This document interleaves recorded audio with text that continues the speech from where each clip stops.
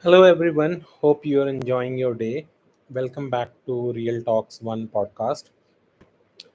Today, we are going to share some of the layoffs that are going on, and again, we are going to go back into little bit into what might be a major reason that these layoffs are going on.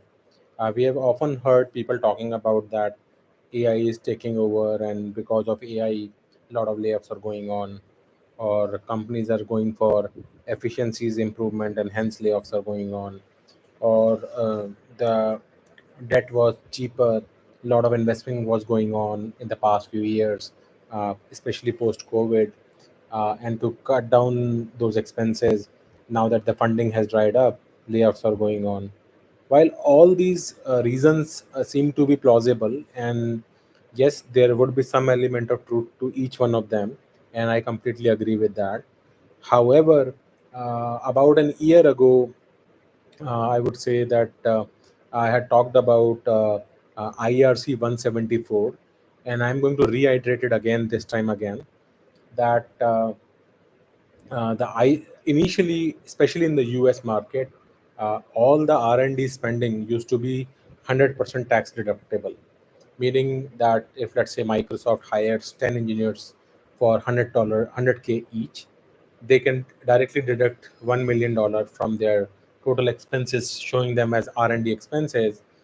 So technically, hiring people, especially for R&D projects, was literally free for companies. Free in the sense that you are spending that money, but you aren't going to pay taxes on that. So that was a huge incentive, and throughout, I think, the past 50 years or so, or even more than that, 60, 70 years, that is how the US has been. So not only the tech companies, but all kind of companies that do R&D, whether it is biotechnology companies, or clean energy, clean tech companies, etc., all used to benefit from this tax, you know, code IRC 174, that allowed you to leverage R&D to. So basically, this was a tax code in IRS in the US, and every company basically benefited from it. And as you can tell, companies which are big tech, primarily around Google and Microsoft, Meta, Apple and others, have a very large like R&D budget, and that's the reason they are able to have such a large R&D budget. But then, when Trump came to power last time, they has introduced this IRC 174, and it would take effect in 2022 actually. So when he came to power back in 2017-18, that's when they basically filed for this changes in the tax code. So on one hand, he gave incentives, direct tax incentives to corporations, brought down the corporate tax from all the way from, I think, 35% to 25%. On the similar lines, he basically also introduced this IRC 174, that basically said that you are no longer able to cut down your R&D expenses 100%, but you have to amortize them between 5 years if those people have been hired, those R&D has been done in the US, and if you do it internationally, then those can be basically amortized across 15 years if you outsource that work out. So this actually essentially came into effect in 2022. So when the companies were filing for their taxes actually in 2023, you saw the result. Now, if you date like when the major restructuring and major layoffs started, when thousands of people were let go, especially with big tech companies including Amazon, Microsoft, Meta, Google, it will date back to late 2022, right? So the timing is also very specific. It kind of coincides with late 2022. That's when everybody started saying that free money is over, party is over, tech is dead. Is that the whole truth? That is a big question mark that we all need to understand, because right at that time, chat gpt was also introduced. So there is no way, a chat gpt shows up and immediately hundreds and thousands of people basically lose their job across these big tech companies, right? Even now, chat gpt has been there for now 2.5 years, like this is the third year going on. Even today, the adoption of AI in workflows and whether those workflows are going to be helpful, whether they are really going to improve productivity and all. Some people are able to do it, some are not, so there are kind of mixed kind of results. In future maybe many people will pick it up and all, but as we speak today, that's not happening right now.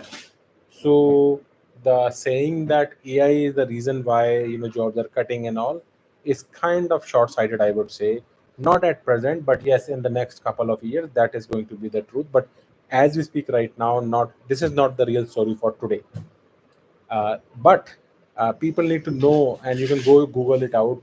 The law is known as IRC 174. You can check it out and you can read the law by yourself and then do a correlation between when this law came into effect and when the layoffs actually started. And that's the reason you can see that until this provision of IRC 174 will be repealed, this bloodbath that we are seeing will continue. And having said that, let me give some recent examples that has happened in the past few days. Some of the layoffs that I'm going to talk about are going to happen in the next few days. So I'll share both of them because in the US, at least one thing is very clear, that for larger companies, when they do hundreds of layoffs, they have to do a warn notice. I have talked about that as well. And already people have accessed the warn notices in Washington state, in California state. And what it reveals is that Microsoft has laid another 300 odd folks in Washington state. They have also going to lay off further few people in California. Same is true for Walmart. Many of those people will go out on in August. Cruise, the autonomous driving car company, is also laying off people, and on top of that, Google has also issued warn notices. So these companies, Microsoft, Walmart, Cruise, and Google, have already given warn notices either on 30th of May or early June, which means actual layoff is going to happen towards end of June, July, August time frame. So more pain is scheduled to happen. So in the warn notice, you only tell the total number of people that they're going to lay off, but you never know who are those people that are going to lay off. So that will create a lot of uncertainty in the minds of the people. Now that these layoffs are so common, that many people go and check out their warn notices in their respective states to know which of these companies are basically going to fire people. And then, of course, there are a broader set of layoffs that are happening across the industry, including India. And one of the companies, Daily Hunt, that laid off 350 people. Walmart, we already know, did like around 1.5 thousand people last month. IBM laid off 8,000 people. Business Insider has slashed 21% of their staff. LinkedIn, the job company that helps you basically get jobs, laid off 281 people. Disney laid off hundreds people, and again Microsoft laid off 300 odd people in Washington State right after the massive layoff that they did last month, where they got rid of 6 to 7,000 people. And they also closed shut down their center, one of the centers in China, where they laid off another 2,000 odd people. So you can see companies, even after doing massive restructuring, still continue to keep like laying off small set of people, few hundred here, few hundred there, like in the case of Microsoft, right? Which just recently, just last month, it was a huge issue. Same with Walmart. They just last month laid off 1,500 people, and again there is a warn notice that they're laying off hundreds of people again this month in June, July, and August. So you can tell that either companies are not doing their planning very well, or it is just systematic nature that they have to keep continuing to lay off people one after the another. Sometimes these major layoffs happens where they basically reduce thousands of people, but then other times they are laying off either quietly, or pushing people to pip, or forcing them to resign, or they are laying off like 100 people here, 200 people there, from different departments, rather than attracting. Because once you do thousands of layoffs, then it becomes like a big news. So to basically not be in the news, they are doing like these 200 300 100 people here and there, things like that. Having said that, even 200 300 people is a major number. It's not reduced. I'm just saying it in the light of when you hear the numbers around 1,000, 2,000, 3,000, 10,000 layoff, then 100 200 and all. Basically, these numbers get buried down in this major news that is coming across. So I'll encourage all of you who are visiting this channel to check out the IRC 174. Uh, it seems that it is a bipartisan kind of agreement that is forming that we need to repeal this law. We need to give companies the ability to invest in R&D and be able to take tax credit, show them as expenses 100%. But the problem is that even when it comes along, all these layoffs, all these bloodbath that we have seen has already happened. I think even if they do the, remove the 174, it will take time for companies to understand it, put it back into accounting practices, and maybe some layoffs can be, contained at that point of time. But as you would see, there is a lot of hype around AI as well. Uh, Generally, investing environment is not very good. Debt has become expensive, so it may have mixed response at this point of time because that layoff train has gone from the station, and we are already in 2025. We are mid of 2025. It almost feels like we are in third year now, like almost 3 years have passed. This layoffs is continuously going on. uh, this time I would say is very different from the past two times, whether it was in 2008, 2009, or 2001, the dot-com bubble burst that happened. Because in both those times there was massive financial losses. Big ticket, companies were not making a lot of profit. And like in 2001, I know a lot of companies went down. They were not making profits.